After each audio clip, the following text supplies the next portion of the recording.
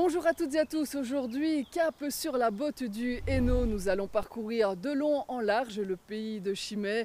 Histoire, patrimoine, nature mais aussi produits du terroir sont au menu de cette escapade. En selle donc pour ce nouveau numéro des chemins du Ravel.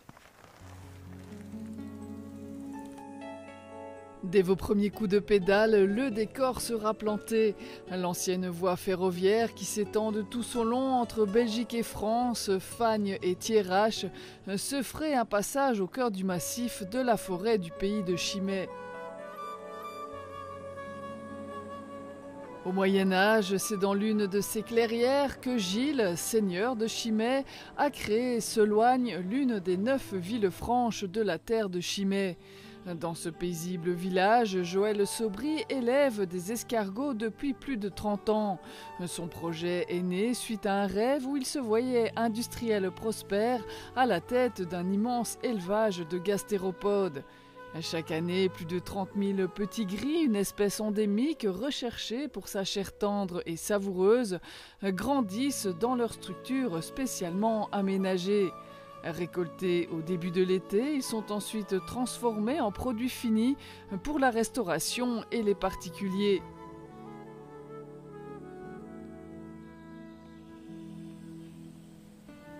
De retour sur l'assiette de la ligne 156, vous ne manquerez pas de vous attarder sur l'histoire de cette ligne unique de la compagnie de Chimay.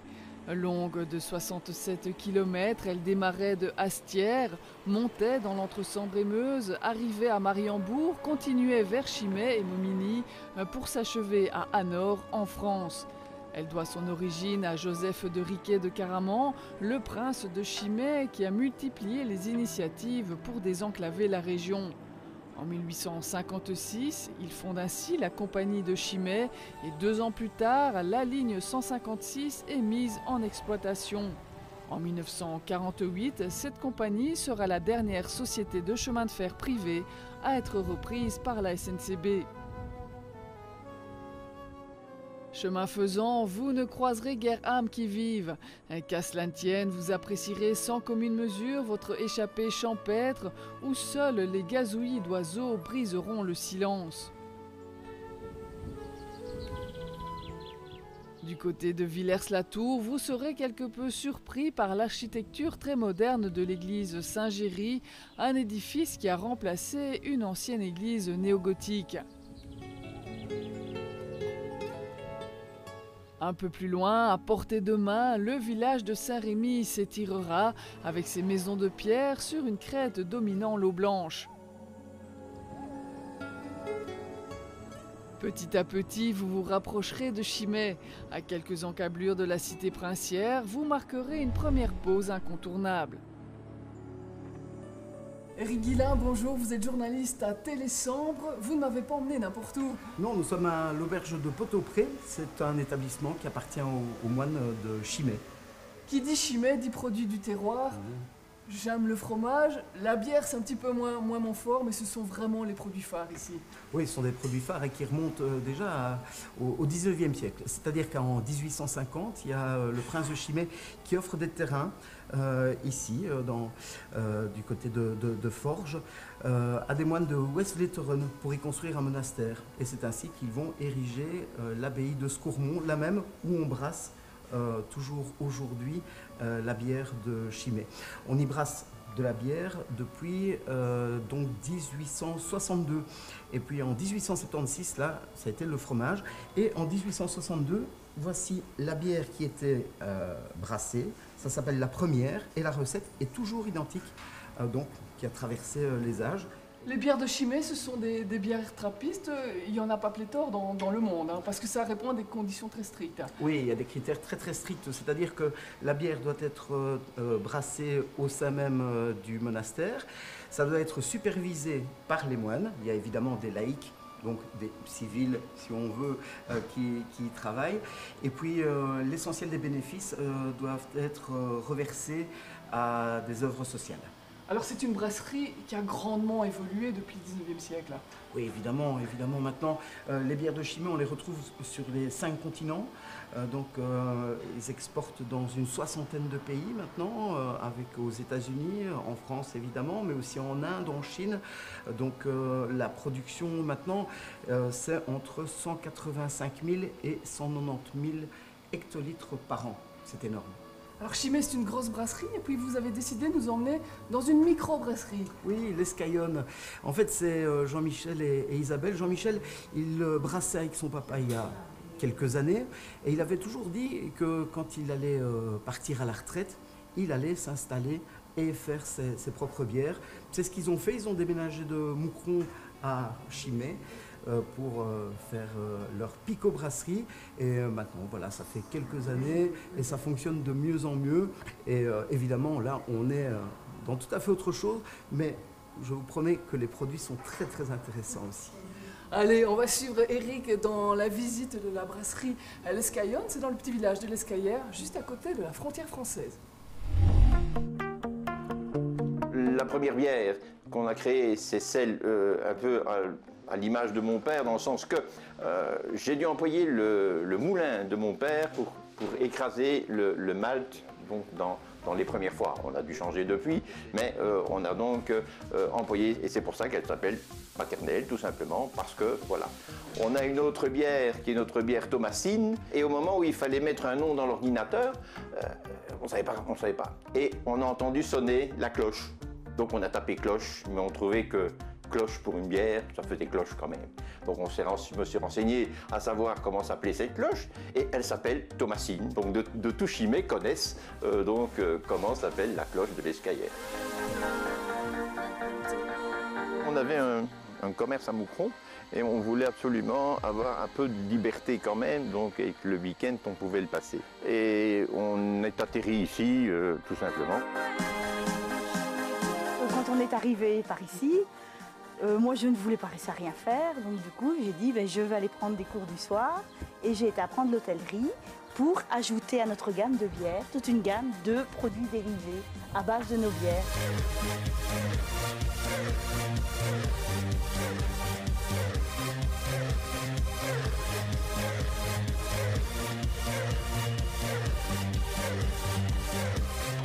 Plus artisanal que ça, c'est pas possible, mais c'est quelque part très bien parce que au moins on peut sentir, je dirais, la bière depuis le début jusqu'à la fin. C'est ça qui est intéressant, je trouve. Enfin, et c'est un peu pour ça qu'on le fait.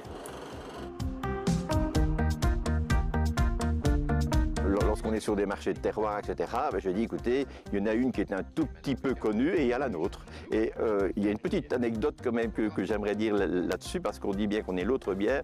La première bière que nous avons faite brune, au bout de quelques mois, elle tirait un peu vers le goût de la Chimay. Et ça, j'ai pas trouvé ça très bien. Donc on a fait une toute nouvelle recette, malgré que je ne connais pas la recette de la Chimay, et je ne tiens pas à la connaître. Et voilà, donc j'ai trouvé qu'on doit avoir des bières différentes. Ils ont de très bonnes bières, et nous aussi. Donc voilà, donc c'est impeccable.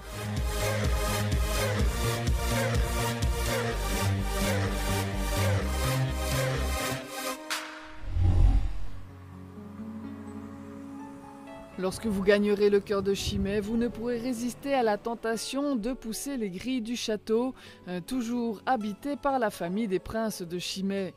Son histoire débute vers la fin du IXe siècle, lorsqu'un premier château est édifié sur les perrons rocheux surplombant l'eau blanche. Donjons et tours d'enceinte lui sont ajoutés avant que la famille de Crouy transforme dès le XVe siècle la place forte en un palais fastueux agrémenté de parcs et jardins. Après la Révolution française, François-Joseph Riquet de Caraman, puis son fils Joseph, restaure les pans du castel encore debout et lui confère un style néogothique anglais. Hélas, en 1935, pour la 7e fois depuis le Moyen-Âge, un incendie ravage le château. Il sera reconstruit comme du temps de sa splendeur dans le style Renaissance. Le théâtre du château, classé patrimoine exceptionnel de Wallonie, a miraculeusement échappé aux flammes. Ce petit joyau de style baroque a été construit en 1863 par Le Fuel et Cambon et est une réplique miniature de celui de Louis XV au château de Fontainebleau. Aujourd'hui, ces sièges de velours accueillent régulièrement les spectateurs venus assister aux concerts, spectacles et autres activités culturelles qui rendent les lieux plus vivants que jamais. Après ce voyage dans le temps, vous reprendrez la route ou plutôt le tracé rectiligne de l'ancienne voie ferroviaire. Aux portes de Chimay, vous prendrez le temps d'une halte à Virel. À l'écart du village, l'étang de Virel constitue l'une des plus vastes zones humides de Wallonie et offre un habitat de choix pour la faune et la flore. Anne-Sandra, bonjour, vous travaillez à l'Aquascope de Virel. Il y a pire comme bureau de travail. Effectivement. Alors l'étang qui est derrière nous, c'est l'étang de Virel. C'est un étang qui a été créé de toutes pièces il y a déjà bien longtemps. Il est artificiel effectivement et il date au moins d'il y a 5 siècles. Il a été créé pour la métallurgie comme réserve d'eau pour les forges sur un domaine qui appartenait au prince de Chimay. Donc c'était un domaine également pour la promenade, pour la chasse et beaucoup d'artisans aussi, des sabotiers, des vanniers, rempailleurs de chaises. On venait récolter le foin, la litière, il s'est passé beaucoup de choses.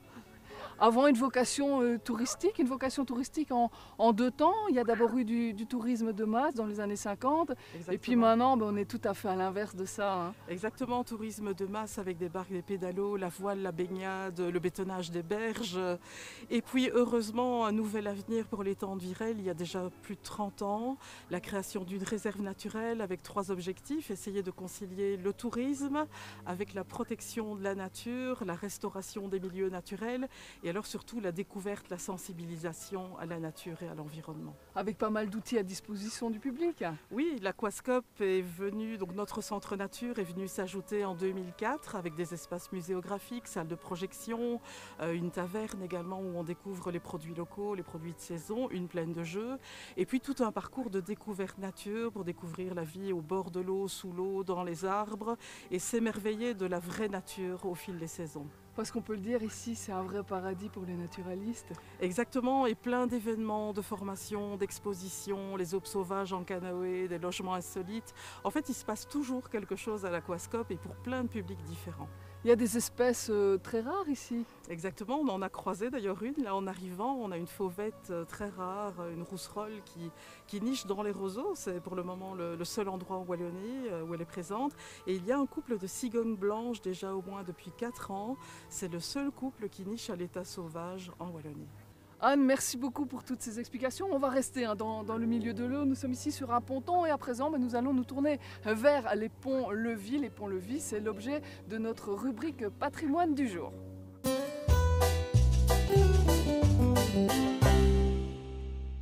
On est ici devant un des 2 ponts-levis que compte encore le canal du centre historique. D'abord, il faut quand même aussi apprécier l'équilibre de ces ponts, qui est tout à fait remarquablement calculé. On s'en est encore aperçu récemment les restaurants, donc c'est vraiment quelque chose qui est millimétré pour qu'il fonctionne correctement.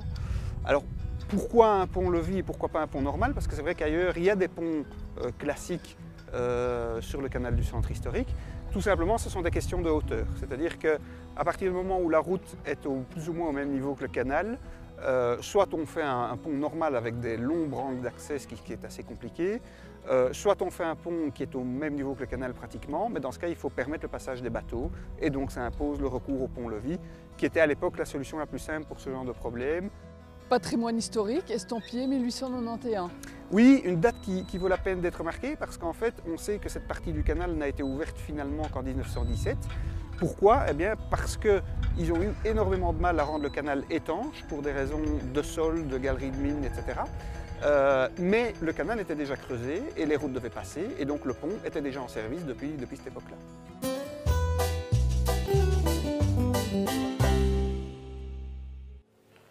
Après avoir fait le plein de nature, vous prolongerez votre escapade jusqu'à Lompré, l'un des plus beaux villages de Wallonie.